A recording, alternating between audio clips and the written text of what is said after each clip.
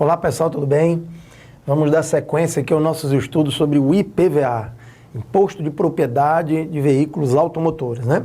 No vídeo passado a gente falou do sujeito ativo, sujeito passivo, falamos da hipótese de incidência, não incidência, falamos das isenções, falamos de alíquotas, falamos de base de cálculo, né? Falamos de bastante coisas. Mas falta ainda a gente alinhavar algumas coisinhas. A gente ainda vai falar um pouco sobre quem são os responsáveis solidários, né? Vamos falar um pouco sobre o lançamento, como é que se cobra esse IPVA, como é que se cobra uma multa do IPVA, daí para frente, tá certo? Então vamos fechar ainda algumas coisas para depois a gente fazer também algumas questões, tá certo? Coloque na tela, vamos falar um pouquinho sobre o responsável solidário e o contribuinte. O contribuinte nós já vimos, né? São as pessoas naturais ou uma pessoa jurídica, pode ser uma empresa ou uma pessoa natural, que seja proprietária de veículo automotor, certo? E no caso de um arrendamento mercantil, o contribuinte vai ser a empresa arrendadora, certo? Vamos falar um pouquinho sobre a responsabilidade solidária. A responsabilidade solidária é aquela que o governo vai cobrar dessas pessoas quando houver algum problema. Por exemplo, devedor fiduciário em relação ao veículo adquirido com alienação fiduciária em garantia. Tá? Então ele vai ficar responsável solidário. Devedor fiduciário fica responsável junto com o proprietário. O arrendatário em relação ao veículo automotor objeto de arrendamento mercantil. Então nós temos o devedor fiduciário, que é quem deve a fidúcia, né, o processo de alienação, e o arrendatário em relação a essa relação de arrendamento mercantil, ok? Então, isso são as responsabilidades solidárias. O governo pode cobrar de um ou pode cobrar de outro. Eles são solidários. Outra coisa, o possuidor de veículo a qualquer título. Por que também a lei colocou isso? Muitas situações, às vezes, acontecem que a pessoa compra um veículo, ela não transfere e o governo perde o contato com o proprietário real. Na realidade, o que aconteceu? Aquela pessoa não transferiu, ela está culpada no processo e se eu não coloco isso na lei, eu jamais poderia cobrar de alguém. Eu não tenho mais o contato do ex-proprietário, ele está possuindo o veículo, está colocando multa, está andando com o carro, então ele é o possuidor, então ele também pode ser solidário. Tá? Ele vai responder também pelas faltas e pelos tributos ali que são incididos. Corta para cá, também eu posso responsabilizar solidariamente o servidor público que efetuar registro ou licenciamento ou uma matrícula ou inscrição, ou vistoria ou expensão, ou transferência de veículo, sem o pagamento.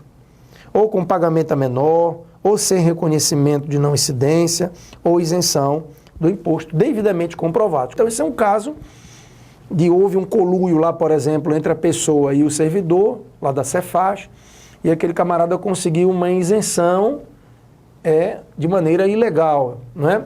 Com fraude. Então, aquele servidor ele pode ser responsável solidário neste processo, ou seja, ele vai responder e ele também poderá ter que pagar esse tributo. Corta para cá. Também existem outras pessoas que são responsáveis solidários. O despachante do Detran, que é aquele documentista, né, que vai fazer o licenciamento, ou se ele fez a menor. O adquirente em relação ao imposto, cujo fato gerador seja anterior ao tempo de sua aquisição. Que caso é esse? Corta para mim. Você comprou um veículo, mas não reparou se estava tudo quitado. Aí você vai lá no Detran e pede para fazer a mudança do carro. O Detran vai cobrar tudo de você. Você não observou isso no momento da transferência. Então você passou para o seu nome, quando você for lá ver, está devendo. Agora vai ser com você. Então tem que ver direitinho se tem multa, se está devendo, né? Porque se você adquiriu e você não percebeu que tinha multa, esse adquirente pode ser responsável solidário. Corta para cá. O leiloeiro também, ele se torna responsável solidário do objeto do leilão, ou seja, se ele faz um leilão e não cobra o tributo, o Estado pode cobrar dele. Qualquer pessoa também que falsificar, adulterar documentos para suprimir ou reduzir o valor, Então esse falsificador vai ser responsável. Os curadores, que são as pessoas que cuidam dos veículos dos menores, ele também vai ser responsável solidário. Ou a pessoa jurídica de direito privado, ou seja, uma empresa, bem como o sócio ou diretor ou gerente, que tomarem em locação o veículo para uso neste estado em relação a fatos geradores ocorridos nos exercícios em que o veículo estiver sob locação. Então, isso aqui é o caso de empresas locadoras, né? Ela vai responsabilizar o sócio-gerente, o gerente que tomar esses veículos por locação aqui nesse estado e não pagarem o IPVA. Tá? Então, veja que nós temos também bastante situações de responsabilidade solidária. Corta para cá que tem mais. Tem também a situação do agente público responsável pela contratação de locação de veículo para uso neste estado, por pessoa jurídica de direito público. Olha aqui de novo, responsabilizando o agente público. A nossa lei mudou bastante coisa em relação a essa questão de locação, porque hoje todos os estados estão locando o veículo ao invés de comprar. Então aumenta a responsabilidade, né? Então aqui ele está responsabilizando o agente público pela contratação de locação para uso neste estado por pessoa jurídica de direito público. Quem é direito público? É o governo. Então o estado está locando o veículo de uma empresa particular e o agente público se torna responsável em relação a fatos geradores ocorridos nos exercícios em que o veículo estiver locado. Então, enquanto o veículo está locado para o Estado, ele tem que estar pagando o IPVA direitinho. Como o gestor pode acompanhar isso, professor?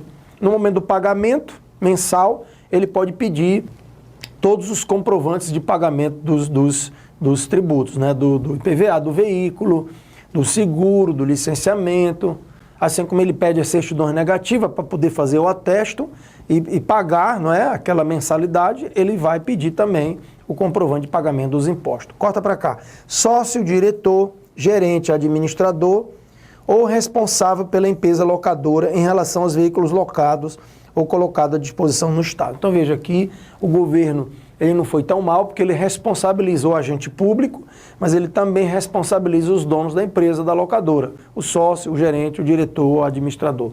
Então todos são responsáveis, solidários nessa relação comercial de locação, ok? E como eu já disse, isso tudo são artigos novos, porque o Estado de geralmente 5, 6 anos para cá, 4 anos, talvez não chegue a 4, 5 anos, resolveu ter uma política de aluguel e não de adquirir veículos. Vamos falar um pouquinho agora sobre o lançamento. O que é o lançamento? O lançamento é quando o governo vai notificar o contribuinte, que são os proprietários, e dizer, olha, o carro ficou em tanto, eu vou mandar ou dar para você pagar, né, o seu boleto, vamos dizer assim, que é o seu dar para o pagamento. Então, o lançamento, o ato de lançamento é exatamente eu lançar o imposto, cobrar o valor devido e mandar esse documento para ele. Corta para cá. Então, vamos falar um pouquinho disso aí. Olha só. Diz aqui que o imposto é devido anualmente. Então, todos os anos a empresa vai fazer o lançamento. Esse lançamento é chamado de ofício. Por quê? Porque o próprio governo calcula através daquelas tabelas que eu falei e ele vai mandar para você. Tá? Então ele diz que é de ofício ou ficará sujeito a homologação. O lançamento de ofício será cientificado ao contribuinte por meio de auto de lançamento do IPVA, relativamente ao imposto não vencido no que conste, no mínimo, notificação de débito relativamente ao imposto vencido. O que é isso aqui? É quando o camarada não paga, aí o governo vai fazer o quê? Uma notificação de débito. Né? Então não pagou, não parcelou ou pagou a menor, decorrente de emissão de auto de lançamento. Então o governo fez aquele boleto, aquele dar, mandou você pagar, você não pagou. Então ele vai fazer uma notificação de débito, cobrando aquele valor para você. Tá? Se você não pagar, aí ele pode lhe escrever na dívida ativa. Ele manda executar este débito, né? No caso do Estado, ele encaminha para a PGE monta um processo executivo e você vai ficar com o nome sujo no CADIM, que é no Cadastro de Inadimplentes. Corta para cá. Se houver fraude, dolo ou simulação no pagamento do IPVA, de maneira que reduz o seu pagamento, por exemplo, ele falsificou, né, alguma coisa para pagar menor, o carro dele era lá super luxo, ele tirou aquele símbolozinho de super luxo, era um carro importado, a pessoa se confundiu, acabou enquadrando ele num carro mais barato. Depois descobriram que aquele carro custava 30% a 40% maior. Então isso foi uma fraude, houve um dolo. Então vai ter o quê? Um auto de infração. Então no caso de IPVA, só se faz o auto de infração quando houver dolo, simulação ou fraude, que reduz o pagamento ou que importe na falta de pagamento. Se não houver dolo, fraude ou simulação, vai ser feito o quê? Notificação de débito dos impostos não pagos, que são os impostos vencidos. Corta para cá. Vamos falar um pouco de intimações. O que são essas intimações? Essas intimações, elas são muito parecidas com a do ICMS. Não tem tanta diferença assim, com pequenas diferenças. Diz aqui que relativamente ao auto de lançamento, vai ser mediante remessa via postal. O governo vai mandar para sua casa ou qualquer outro meio com aviso de recebimento. Então você, geralmente o porteiro lá do prédio assina que ele recebeu e aquela prova de entrega volta para a fazenda. Em relação à notificação de débito, que é quando você não paga e o governo manda isso, ele vai fazer publicação no Diário Oficial e posteriormente ao decurso de prazo previsto para pagamento ou vencimento. Aí é mais difícil porque ninguém lê Diário Oficial, né? Mas no caso de notificação de débito vai ser feito dessa forma. Agora aqui ele vai mostrar quando é que se considera efetivada a intimação. Diz aqui, ó, na data do recebimento, no domicílio fiscal do sujeito passivo, domicílio fiscal é o endereço que ele coloca lá, né, na Cefaz ou no seu domicílio fiscal, no caso de uma empresa, ou no caso de um sujeito passivo, a sua residência. No caso, se for omitida, a intimação considerar-se-á feita na data em que for devolvido o comprovante do recebimento ao órgão fazendário. Então, no momento que, se eu não tenho a data do AR, porque o camarada não colocou, eu vou considerar a data que foi devolvido o comprovante para a fazenda. Validamente efetuada quando entregue no domicílio fiscal do contribuinte ou responsável, ou for devolvida por desatualização do domicílio. Corta aqui, é quando o carteiro diz, olha, ele mudou de endereço, não avisou a gente. Então a fazenda não sabe onde a pessoa mora, isso é muito comum. A pessoa muda de endereço, e aí ele não muda o endereço do carro, e quando vai a intimação, ela volta. Então ela já vai ser validamente feita, como se feita ela fosse, porque a fazenda não tem como ela descobrir a casa da pessoa. Também vai ser efetivada nos efeitos do inciso 2, no primeiro dia útil posterior à data de sua publicação, que é aquele caso do Diário Oficial, né? Quando o sujeito passivo for domiciliado na capital. Então veja, quem no caso aqui de Alagoas mora em Maceió e a publicação, que é esse caso aqui, ó, que é o caso do Diário Oficial, né, da notificação de débito, vai ser exatamente um dia útil, né? Um dia útil posterior à data da publicação. Mas veja, se a pessoa mora no interior, então ele vai ter 15 dias, ou seja, no 15º dia posterior da data da publicação do Diário Oficial, tá? Então, a partir do momento que publicou, ele vai ter 15 dias e aí já vai ser considerado intimado. Porque o interior tem mais dificuldades, né, pessoal? Então, após publicada a notificação de débito, deverá o sujeito passivo, no prazo de 30 dias, contado da publicação, efetuar recolhimento do imposto, crescido de multa e juros moratórios, comprovar sua quitação e também solicitar, mediante a apresentação, elementos comprobatórios a retificação de dados, inclusive relativa à propriedade, marca, etc. Olha só que isso aqui é importante. Inocorrendo no prazo de 30 dias da publicação da notificação o pagamento, ou o início do pagamento, no caso se ele parcelar, a comprovação de quitação ou ratificação de dados, o débito será inscrito na dívida ativa. Então, corta aqui para mim, deixa eu explicar isso tudo. Veja que o governo vai emitir, você não pagou, está lá com o IPVA vencido, não pagou nenhuma parcela naquele ano. Aí o governo vai publicar no Diário Oficial, vai dar aqueles prazos que a gente viu aqui, né? Se for de Maceió, um dia útil após considerar intimado. Se for do interior, vai dar 15 dias. E aí o governo vai lhe dar um prazo de 30 dias para pagar, né? Ele vai mandar uma notificação dizendo, olha, o preço ficou aqui, eu posso parcelar para você, você também não pagou. Então, após esses 30 dias da publicação da notificação de débito, aqui já não é intimação, aqui já é a publicação da notificação de débito, dando esse prazo para você. Após esse prazo não pagou, aí já é inscrito em dívida ativa. Então, veja, você não é automaticamente inscrito. Não basta ter IPVA vencido que você já é inscrito. Ter feito ainda uma notificação de débito, ser intimado, dá um prazo de 30 dias. Se não pagar, é que o débito vai ser inscrito na dívida ativa. Você vai ficar com o nome sujo, tá bom? Corta para cá. Agora, eu já até havia falado isso ainda no vídeo passado, não foi isso? Aqui é só a questão das repartições, né, do imposto. Então, o imposto efetivamente arrecadado será repartido 50% vai para o estado de Alagoas e 50% para o município onde o veículo for licenciado. Certo? Então, há uma repartição dessas receitas. Isso aí, então, vem ajudando bastante os municípios com essa repartição de receita, tá certo?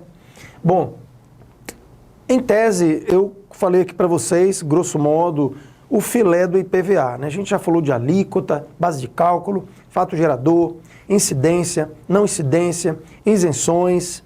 Então, eu creio que o que possa cobrar, nós vimos já responsabilidade solidária, não é isso, nesse vídeo, falamos de notificação de débito, falamos de auto de infrações e também de intimações. Eu acredito que com isso você consiga fazer uma boa prova, tá certo?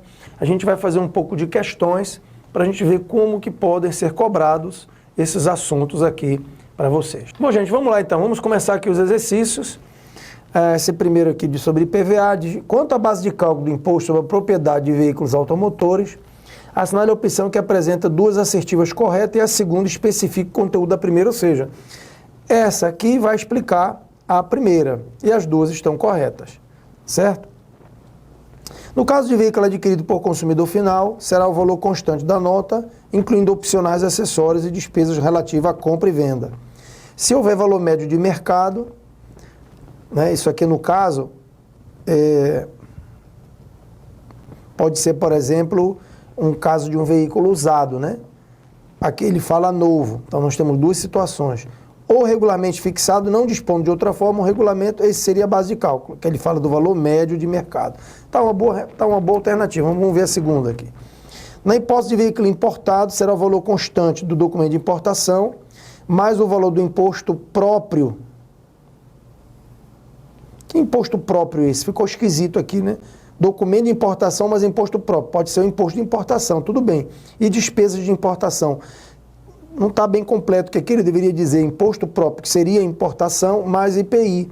Né? Então, e aqui ele fala que seria a declaração de importação. Na declaração vai constar o IPI, vai constar o imposto de importação, mais o frete, se for FOB, né? Mas aí em cima de tudo isso, ainda vê se tem despesas aduaneiras, tá certo? Aí em cima disso vai ser o ICMS. Então essa aqui está errada, essa questão. Deixei A em suspenso, vamos dar uma olhada na C. Letra C fala, quando houver montagem de peças, parte do próprio consumidor, ou por sua conta e ordem, será o valor do somatório das notas fiscais dessas partes, ou quanto final seria a base de cálculo, mas não poderá ser inferior ao valor médio de mercado. Veja que a lei ela não fala, né, porque ele diz que a segunda explica a primeira, a lei não fala, no caso, quando o veículo é montado, ele não fala que não pode ser inferior ao valor médio.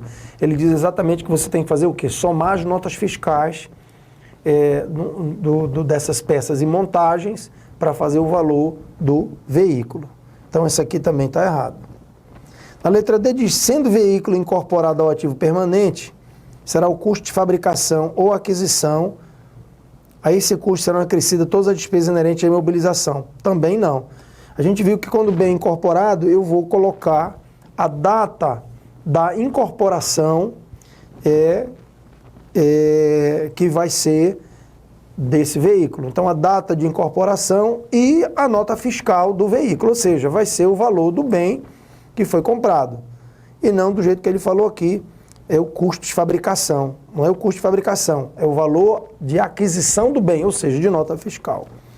Na letra E diz que quando o veículo for adquirido em exercício fiscal anterior, ou seja, diz que no exercício anterior, no ano anterior, será o valor médio de mercado. Nessa hipótese, deve ser observada a potência do motor, ano e modelo. Não. A gente viu que quando o veículo ele é usado, a gente vai usar tabelas que, baseado nessas tabelas e no preço de mercado, o secretário, através de um ato normativo, vai estabelecer uma tabela. Portanto, isso também está errado. Então, nós vamos ficar realmente com a letra A, né? Porque a letra A, repare, ele fala de veículo novo, consumidor final, eu vou pegar o valor da nota, e aqui é o valor médio de mercado, regularmente fixado, não dispondo de outra forma. Então, se não tem outra forma, eu pego o valor médio.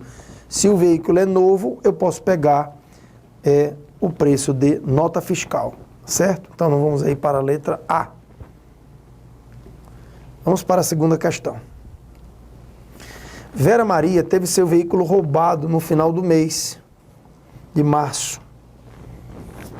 Então, foi roubado no mês de março. Ok.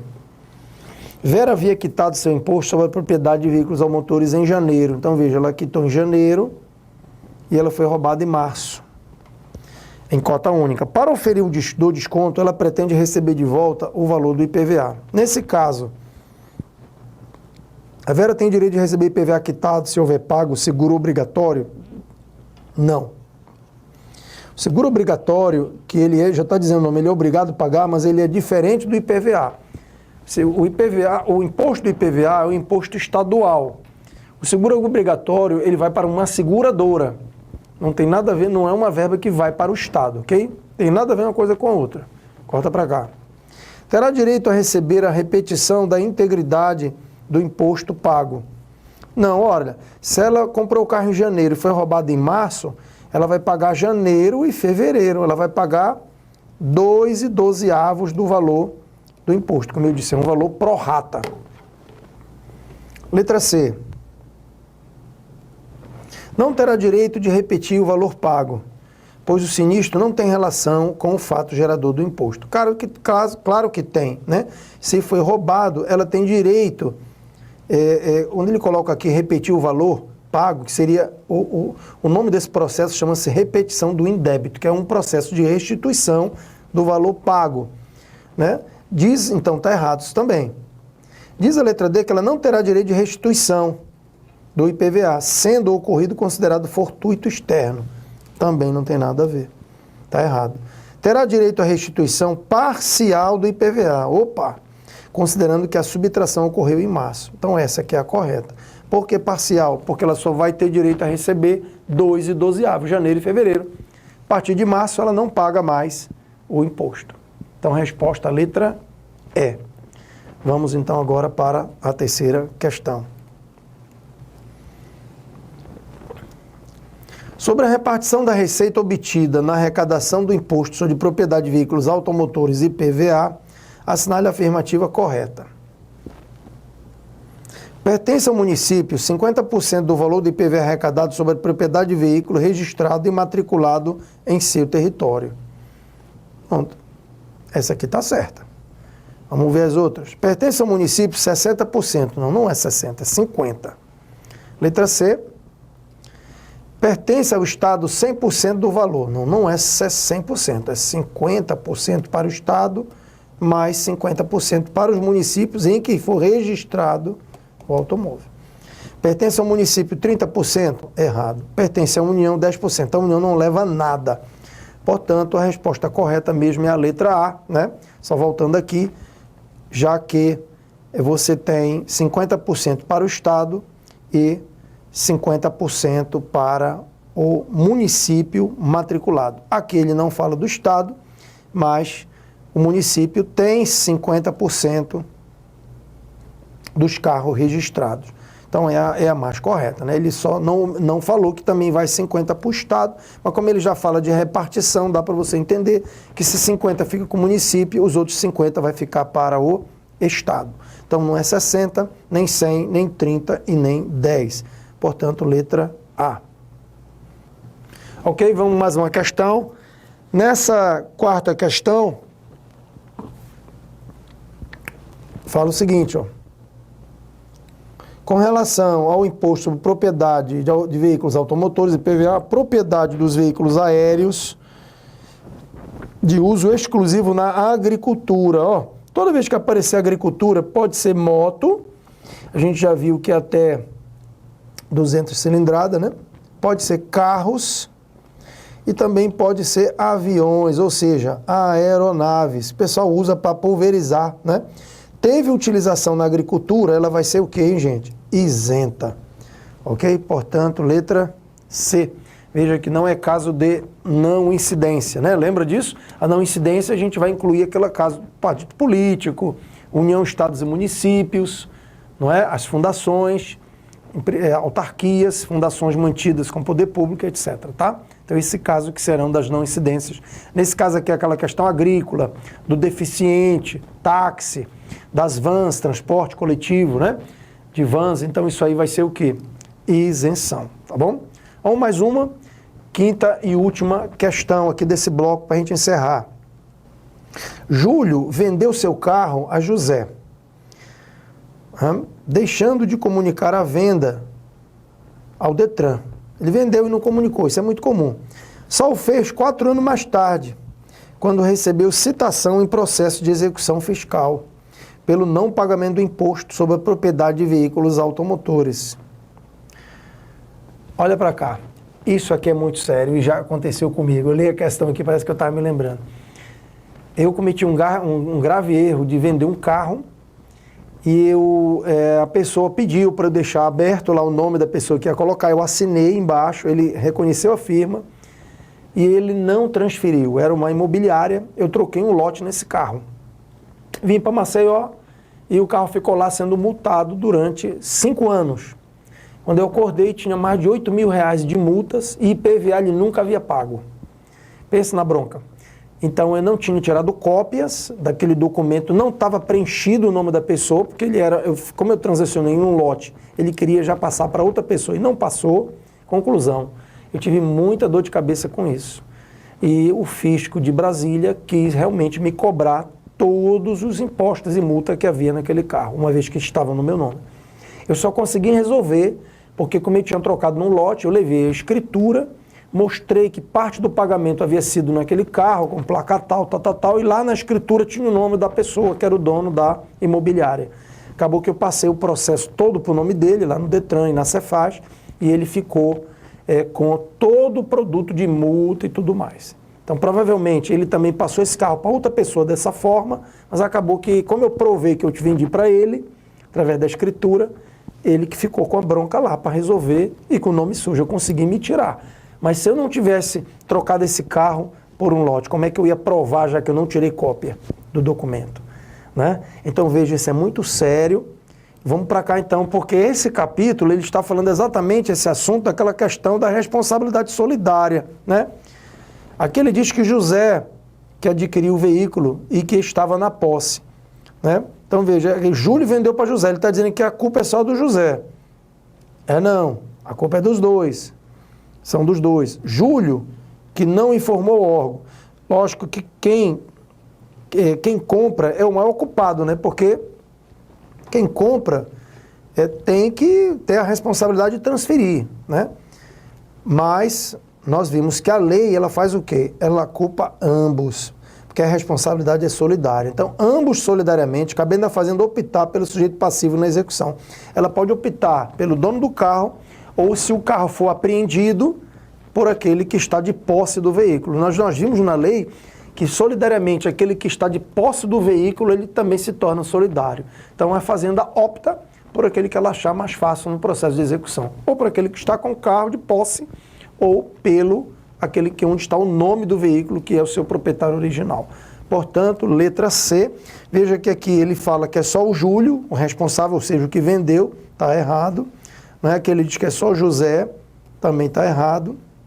Aqui ele diz que foi o Júlio, também está errado. E aqui ele fala ambos, mas ele diz que devendo prevalecer o benefício de ordem. Não existe benefício de ordem nesse caso. O que seria esse benefício de ordem? o fisco dizer o seguinte, não, primeiro eu vou cobrar do proprietário, depois eu cobro do adquirente, né? Do comprador. Não, não existe benefício de ordem. Então a resposta é realmente letra C, ela pode cobrar de ambos, onde ela, a fazenda, é que vai optar por um ou por outro, ok? Bom, com isso nós concluímos o assunto IPVA. Mais para frente nós vamos gravar o assunto ITCD, que é o Imposto de Transmissão, Causa-Mortes e Doações. Até lá.